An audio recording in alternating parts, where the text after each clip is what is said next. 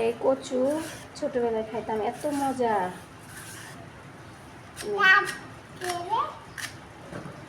তো কচু কাটা শেষ। এই যে কচু বড় পাতিলে সিদ্ধ বসায় দিয়েছি। এই তো কচু সিদ্ধ করা শেষ। এখন এই যে ঝুড়িতে পানি নিয়ে জন্য দিয়েছি। কড়াইতে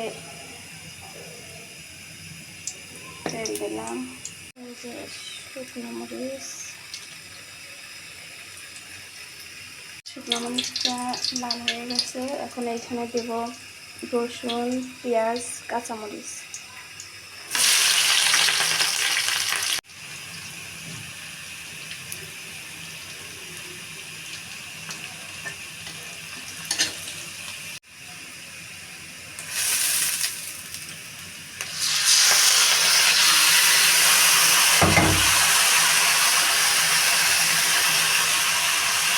এই যে দেখেছো